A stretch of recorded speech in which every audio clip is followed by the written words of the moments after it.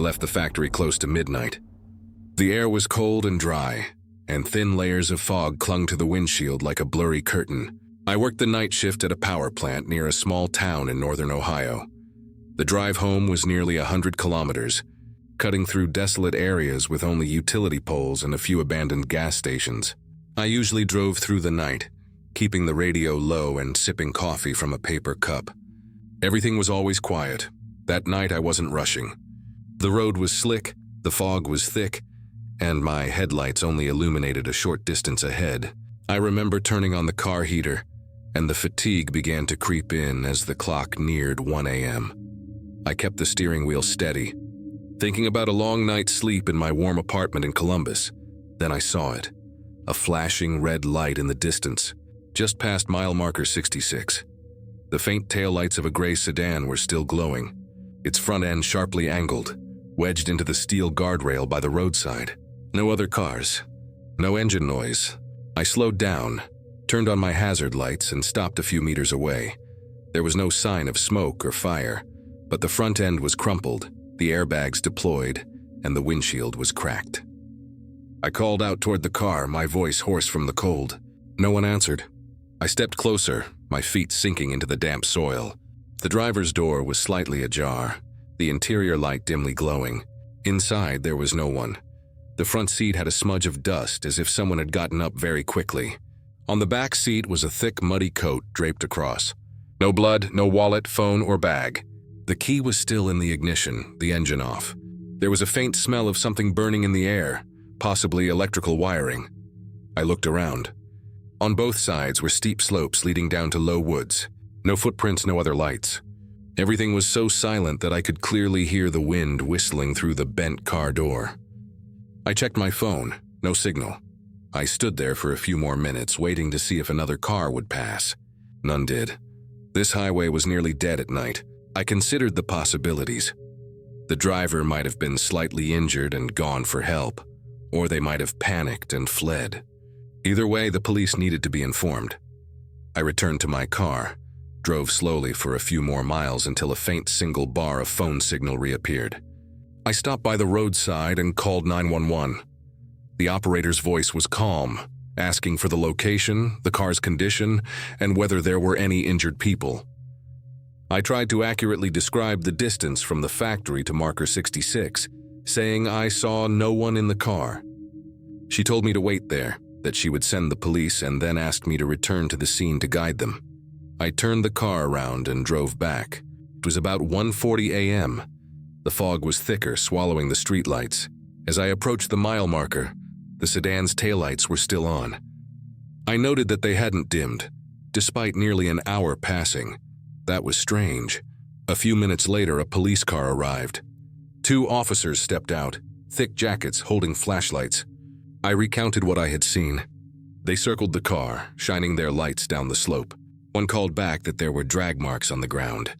We followed them. The marks led down a stretch of loose earth. At the bottom of the slope, in the bushes, was a man lying face down, his white shirt stained with dirt and dry blood. He was not breathing. His face was badly bruised, and the area around his head was severely indented. I couldn't say anything, just took a step back. The officer knelt down to check him, then stood up, his voice level. Not from the accident.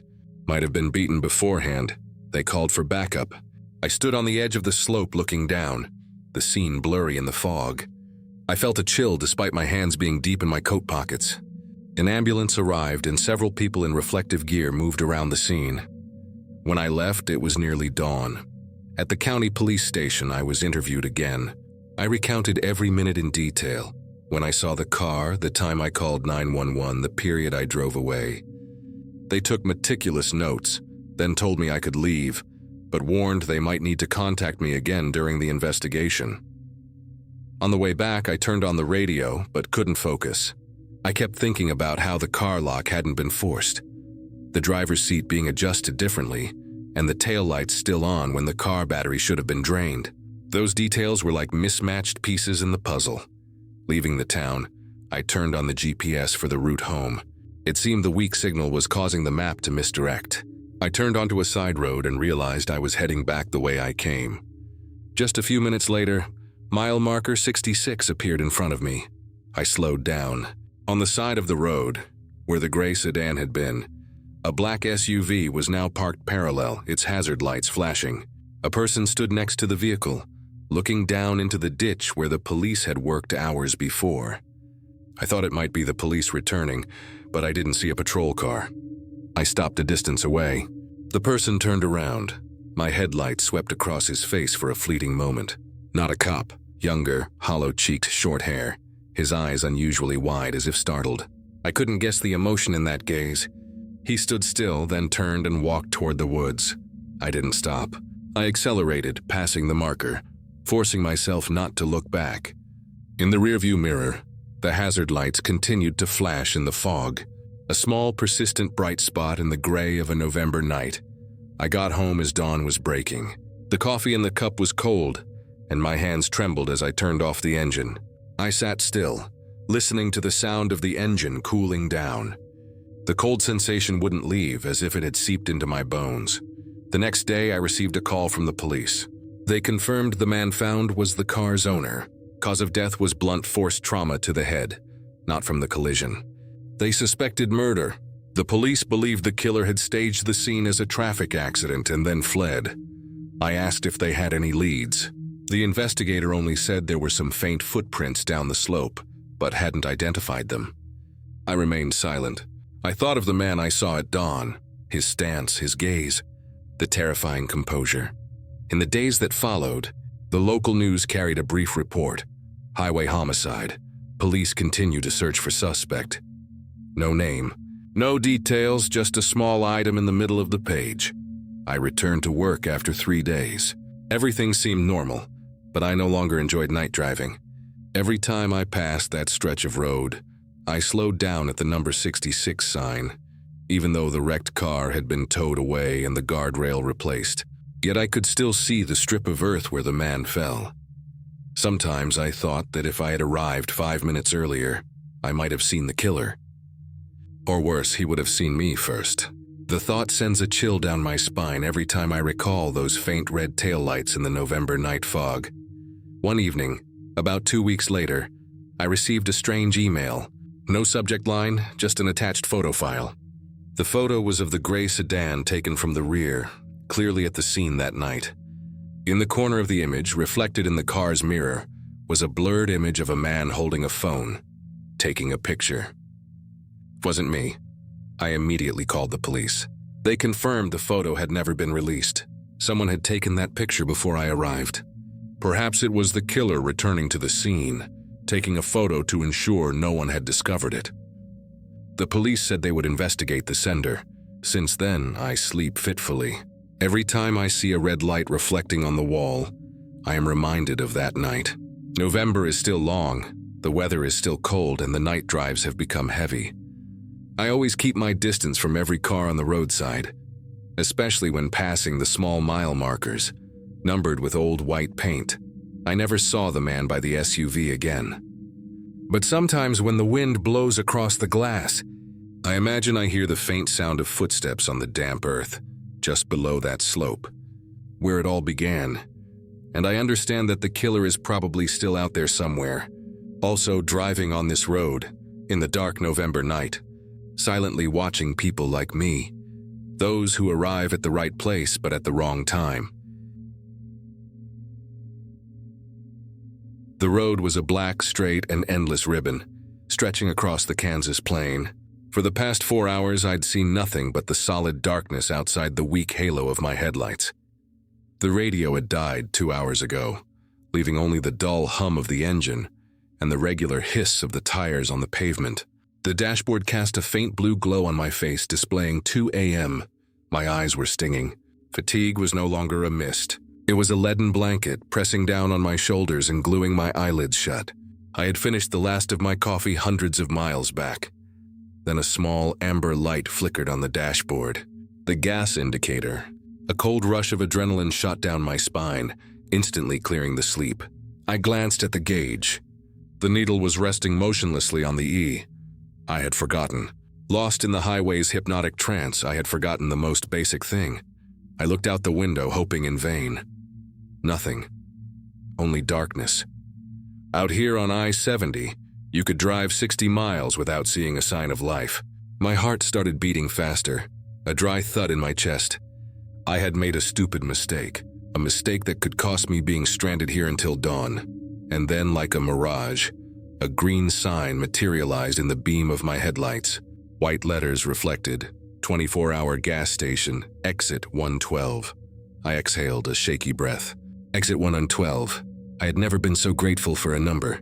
I flicked on my signal, though there was no one there to see it, and steered off the highway, circling down onto a side road that was even darker than the interstate. The road was crudely paved, cracked, and my car bounced as I slowed down. I drove for about another mile in the darkness. No streetlights, only the chirping of crickets from the invisible cornfields on either side. Finally, a yellowish glow appeared. It was the Prairie Stop. It was exactly as its name suggested. A small solitary block building, nestled in the middle of a large, empty parking lot. The neon sign on the roof, with several burnt-out letters, cast a sickly light down onto the gas pumps in front. It was lit up as promised. There was only one other vehicle there. An old rusted pickup truck caked in mud. It was parked in the furthest corner of the lot, near a broken tire inflation machine, obscured in the shadows, almost invisible. I drove up to the pump closest to the store, directly under the bright fluorescent lights. I turned off the engine. The sudden silence was heavy and suffocating. The crickets now sounded loud. I stepped out of the car. The night air was cool and damp. I didn't see any attendant outside. I needed to pay with cash, so I headed toward the store. The automatic glass doors slid open, and an electronic chime rang out, its sound unusually shrill in the quiet night. I stepped inside. The store was completely empty. Hello? My voice sounded lost, no answer. Only the low buzzing of the drinks coolers at the back of the store. A checkout counter sat right up front. No one was behind it. I saw a paper coffee cup sitting on the counter, next to the register. A thin wisp of steam was still rising from the plastic lid. They had been here moments ago. A small radio on the cigarette shelf behind the counter was emitting a static hiss. No music, just white noise. I cleared my throat a little louder. Is anyone here? Still silence. I felt a surge of irritation. I was tired, I needed gas, and I wanted to leave. Maybe the attendant was in the break room or the restroom. I decided to help myself. I would grab a bottle of water and wait for them to return. I walked toward the coolers at the back of the store. The aisles were neatly stocked, but something was wrong. The store was too clean except for one spot. In the snack aisle, a few bags of chips were scattered on the floor, as if someone had dropped them and hadn't bothered to pick them up. Crumpled pieces were strewn across the white linoleum tile. I frowned. I stepped over the mess, reached the cooler, and pulled out a bottle of water. The cold air wafted onto my face. I closed the door. As I turned back, I looked towards the checkout counter from a different angle. And that's when I saw it. It was in the area behind the counter on the floor, just out of sight if you stood directly in front. A shoe, a white athletic shoe lying upside down. Right next to the shoe was a puddle. Initially, I thought it was coffee. The coffee cup on the counter had spilled, but as I squinted across the distance under the harsh fluorescent light, I saw it was too thick. It was dark-colored, crimson. It wasn't coffee. It was seeping out from under the counter. A large puddle, still wet and glistening. My throat tightened. Every sense suddenly became sharp. The sleep vanished, replaced by an icy alertness. The humming of the cooler now sounded deafening. The radio's static hiss felt like a scream. I realized one more thing. The coffee cup on the counter. It was still steaming. I was not alone. I heard a sound. It came from behind the counter area. Not the restroom. From another door labeled Employees Only, the stockroom. That door was ajar. It was a very slight sound. A scuffing noise. Like rough denim scraping against concrete. A slow, deliberate movement. Someone was in the stockroom. They had been there all this time. They had heard the door chime. They had heard me call out. They had chosen to be silent. The survival instinct, that primal urge you never think you'll need at a gas station, exploded in my chest. It screamed a single word: run. I didn't turn my back. I started to back away, slowly, taking deliberate steps toward the exit. The bottle of water was still in my hand, cold and damp. My eyes were glued to the slightly open stockroom door. I was afraid that if I blinked, that door would swing open. I backed up over the scattered chips. I didn't dare breathe heavily. As I retreated, my gaze swept past the front windows. I looked out at the parking lot. The pickup truck. The old, muddy pickup truck. It wasn't parked by the air pump. I realized its position now. It was parked strategically. From that spot, the driver could observe both the main entrance of the store and all the gas pumps. It was parked in the shadows, a predator waiting. My heart felt squeezed. My back hit the automatic doors. They slid open. The electronic chime rang out again, tearing through the silence I was trying to maintain. At that exact moment, just as the chime sounded, I glanced back one last time through the glass. He was out. A man emerged from the stockroom. He didn't run. He wasn't hurrying. He simply stepped out and stood there inside the store, right behind the checkout counter. He was tall, wearing greasy blue overalls and something darker. He had a beard and wore a low-brimmed cap. But it wasn't his appearance that froze me. It was his gaze. He was looking at me, staring through the glass. There was no anger, no surprise, no emotion at all. He just stood there motionless, observing me, as if I were a deer that had accidentally wandered into his yard. And in one terrifying instant, I understood the pool of blood behind the counter. I understood the still warm coffee. I understood the waiting pickup truck. This wasn't a casual robbery. This was a trap, and I had walked right into it. I turned and bolted out into the night air. I threw the bottle of water to the ground. I ran to my car, my hands shaking so badly that I almost dropped the keys. I heard the metal clang as I fumbled the key into the door lock. I didn't dare look back at the store. I didn't need to look. I could feel his eyes boring into my back. I got the door open, tumbled into the driver's seat, and slammed the door shut. The noise echoed in the empty parking lot. I jammed the key into the ignition, twisting it hard. The engine roared to life. I didn't care about the gas anymore. I didn't care about anything but getting the hell out of here. I threw the car into reverse, stomping the accelerator. The tires squealed on the asphalt as I spun the car around violently. My headlights swept across the station, illuminating the lifeless pumps. I glanced toward the store. He was outside. He was standing on the sidewalk just outside the doorway under the sickly yellow neon light. He wasn't chasing. He wasn't yelling. He had no weapon in his hands. He just stood there, his hands hanging loosely by his sides, and he was watching me. Even from this distance, I could feel his gaze. He was watching me leave. I floored the accelerator. The car shot forward, tearing out of the gas station, back onto the dark side road. I didn't dare slow down. I drove like a maniac, the car bouncing over the cracks until I saw the sign for I-70 East. I merged onto the highway, pressing the gas until the engine screamed. 100 miles per hour, 110 miles per hour. I checked the rearview mirror only once. The prairie stop was just a small, lost speck of light in the vast darkness. He had vanished into that light. I drove for another 40 miles with the gas needle dead on E. Every second, I expected the engine to sputter and die, leaving me alone in the dark. But it didn't. Finally, I reached a major truck stop. A place brightly lit, crowded with big rigs, even a patrol car parked near the restaurant. I pulled into a spot, my hands shaking so much I couldn't immediately turn off the engine. I reported it. I told a tired-looking state trooper about the missing clerk, the pool of blood, the man who stood silently. He took notes, but I saw the way he looked at me. A tired, panicked driver who probably misinterpreted something. He promised to send a car to check on the prairie stop. I never found out what they found. I never read a news report about it. I don't want to know. I survived. But I understood one thing that night. I didn't escape because I was faster or smarter. I escaped because he let me go. I was merely a minor interruption to his work. And that image of the man standing motionless under the neon light, watching me in silence, was not the image of a failure. It was the image of a predator in complete control of his domain. Years have passed, but I never drive on the highway at night anymore, and I never let my gas tank drop below half. The November air in the suburbs of the Midwest was colder than I had expected. The road leading out of the city was covered in a thick layer of fog, so dense that my headlights only reached a few meters ahead.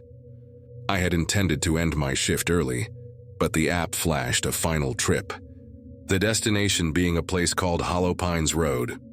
The name was unfamiliar, and the map only showed a gray line cutting through an anonymous white space. I hesitated for a few seconds, then pressed accept. The distance was long enough to end the night with a good fare. When my car reached the pickup location, there were no houses, just a small parking lot next to an old gas station. The streetlights flickered, and a man stood there, silent as if he had been waiting for a long time.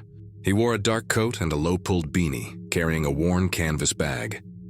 There was no greeting, just a quick look as if confirming I was the person he needed to be picked up by. "Follow the map," he said, his voice husky, almost a command. "Don't ask questions." I nodded, restarting the GPS. The navigation system pointed to a blue line cutting through a forested area. He sat in the back, silent. The sound of the car engine was the only thing breaking the void. I didn't turn around, but I could feel his gaze. Not fierce, just quietly observant. About 10 minutes later, he began to speak. Initially, it was small talk about the weather, about how the moon was hidden tonight.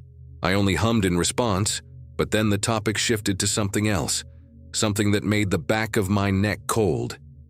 "Do you believe that people are only reborn when they see the darkest part of themselves?" I glanced quickly in the rearview mirror. The interior light cast a glow on half of his face. His eyes were deep, reflecting the weak light, as if looking at something far beyond me. "I'm not sure," I replied, trying to keep my voice normal. "There's a group of people," he continued. "We call ourselves the cleansed. Not a cult as people might think, just people who want to see the truth. You know, most people are afraid of the truth because it isn't pretty. But if we learn to accept it, it will set us free." I remained silent. I had driven all types of passengers, drunk, lonely, people who talked to the air. But there was something in his voice that I couldn't ignore. The tone was calm, almost relieved, but every word seemed carefully measured.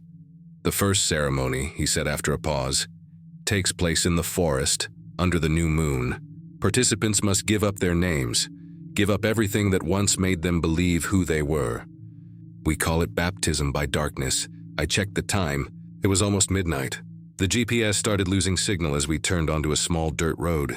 On both sides were dense rows of trees, heavily shrouded in fog. He continued to speak, steady, not looking outside. "Some couldn't handle it," he recounted. "They ran away in the middle of the ritual, and we had to replace them. The darkness does not forgive incompleteness." I tried to change the subject. "That sounds like a strange ancient tradition." "Not ancient," he replied. "It is ongoing, and it always needs new people." I gripped the steering wheel, trying to keep the car straight. Ahead, the white fog was so thick I had to slow down. In the mirror, his eyes were still looking straight ahead, unblinking. The road began to worsen, the wheels rolling over potholes and gravel. I didn't see any signposts. When the GPS completely shut off, leaving only the headlights shining into the shadowy trees, he spoke up. "Stop here." In front of us was an unmarked junction. One path was submerged in fog, the trees growing so close they formed a wall. I stopped the car, but didn't turn off the engine. He opened the door, stepped out unhurried. Before leaving, he bent down and looked at me through the window. "It's cold tonight," he said. "Keep your doors locked when you leave here." Then he walked away. He didn't look back. His silhouette blended into the fog and disappeared. I sat still for a few seconds, my hand still tightly gripping the wheel. Something made me not want to turn around and look at the back seat, as if doing so would confirm I was truly alone. Finally, I took a deep breath and drove away. The road back felt twice as long. I didn't turn on the radio, didn't play music, focusing only on the sound of the tires crunching on the wet road surface. About 10 minutes later, I realized the canvas bag was still on the back seat. I looked in the mirror and saw it, deflated but not entirely empty. I considered calling the passenger back, but the GPS still wasn't working, and there was no phone signal. This stretch of road was almost devoid of other cars. I pulled over, turned on the dome light, and reached back. The bag was tied with a rope, I opened it, my hands slightly trembling from the cold. Inside were a few folded papers, an old roll of tape, and a stack of photos. The photos were black and white, taken in the woods. Each picture showed people standing in a circle, hands raised, faces covered with cloth masks. In the center was a person kneeling, head bowed low. I flipped to the next photo. The kneeling person was looking up, and the face was my own. I dropped the photos, my heart pounding. Maybe it was a coincidence or a trick. I reached for my phone, using the camera to examine the image closely. The face in the photo was indeed mine. From the angle, the hair, the small scar on my cheek. But I had never been there. In the bag was also a folded piece of paper containing a list of names. Most were crossed out. On the last line, written in red ink, was my name, spelled correctly, including my surname and middle name, without any accent error. I stuffed everything back into the bag, threw it onto the road, and drove away. At that moment, I just wanted to leave the forest as quickly as possible. But as the car accelerated, I heard the rustling sound of fabric behind me again. I looked back, the back seat was empty.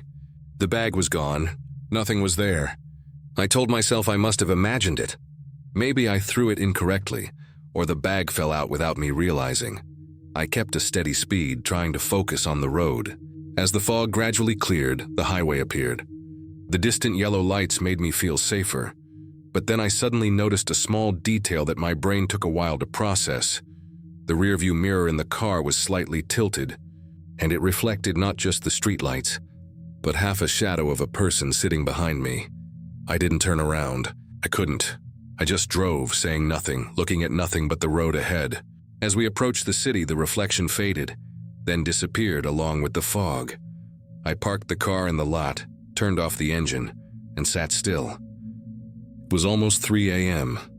I went inside, washed my face, and looked at myself in the mirror. Everything seemed normal, but it felt as if I had left a part of myself in that forest. I deleted the Uber app from my phone the next morning. The car was still parked outside, the mud from last night still clinging to it. That evening, I tried opening my phone again. Although I had deleted the app, a strange notification appeared in my inbox. "Thank you for the ride.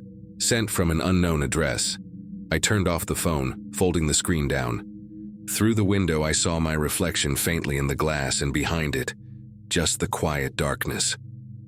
But in that moment, I had the feeling that someone was looking in the same direction as me, from inside that shadow. I no longer drive out at night. Every time I drive, I always look at the back seat before starting the car. Not because I'm afraid of meeting that man again, but because I'm afraid that one day, I myself will be sitting there in silence, waiting for someone else to drive through the November forest. I left town around 2 in the morning. The road cutting through the rural area of western Kansas was nearly empty, leaving only my headlights sweeping through the faint mist and the seemingly endless line of utility poles. I had just finished a photo shoot for a local magazine. Exhausted, my mind only focused on finding a cup of coffee and a place to rest. The GPS reported the nearest gas station was over 20 miles away, and my phone had no signal. I kept driving, maintaining a steady speed, sipping the last of my cool water, listening to the gentle rain falling steadily on the windshield. After a while, I noticed a dim yellow light reflecting in my rearview mirror. A car was approaching but didn't pass. I thought it was normal. Maybe just another late-night traveler like me. The road was wide enough for 2 cars, and I didn't want to overthink it too soon. I signaled and turned onto a smaller road to shorten the route, an unmaintained path flanked only by desolate fields and rain-soaked trees. The car behind me turned as well. I watched it through the mirror. Its headlights were low and weak, an old model, possibly a 90s pickup truck. I tried to reassure myself that it was just a coincidence. But when I slowed down, it slowed down. When I sped up, it followed. Not too close to be dangerous, but close enough for me to feel its presence. An uneasy feeling gradually crept into my chest. I turned off the radio, letting silence fill the cabin. Only the wind and the engine noise remained. I decided to try turning onto a side road leading into an empty field to see if the other driver would continue. I made a sharp right turn, the tires crunching on the wet pavement. A few seconds later, The yellow light behind also turned, maintaining the exact same distance. I gripped the steering wheel tightly, my heart pounding. After 10 minutes, I pulled over to the side and turned off my headlights. The night swallowed the road. A heavy silence descended. In the mirror, I could still see the pair of dim headlights not far away also stopped. I sat still, trying to listen for any movement, but there was only the sound of the rain and my own breathing. I reached into the back seat for my camera. The telephoto lens was strong enough to zoom in on the license plate. I took a few shots, my hand shaking slightly. I started the car and turned to drive in the opposite direction. The pickup truck turned on its lights and followed suit. I had no doubt now. He was tailing me. I started to speed up, navigating several slippery curves. The rain was heavier, the wipers working constantly, straining my eyes. Outside, trees cast long shadows on the road, trembling in my car's lights. Tried to recall where this road led, but I wasn't sure. About 20 minutes later, I saw a faint light in the distance. As I got closer, I recognized it as the neon sign of an old gas station. I drove straight in, parking close to the brightly lit window. Inside, fluorescent light shone on a small space with a merchandise counter, a coffee machine, and a slowly spinning ceiling fan. I got out of the car, pretending to pump gas even though my tank was still half full. The pickup truck drove past without stopping. I stood still, watching until the yellow lights disappeared into the rain. I exhaled, somewhat relieved, and then went inside the station. A night shift attendant was dozing behind the counter, his head resting on his hand.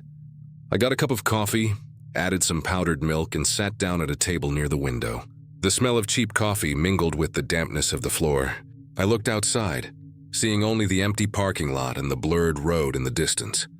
I sat there for about 15 minutes trying to relax, telling myself it might just have been a very prolonged coincidence. But then, through the steamed-up window, I saw the yellow headlights return, stopping about 300 meters away across the road. The car lights went out, leaving only a black silhouette. I held my breath, not knowing if he was inside the car or had gotten out. I considered calling the police, but my phone still had no signal. I turned to look at the night attendant. He was still asleep, his head slightly tilted, his mouth slightly open. I didn't want to wake him up. I just sat, finished my now cold coffee, and stood up.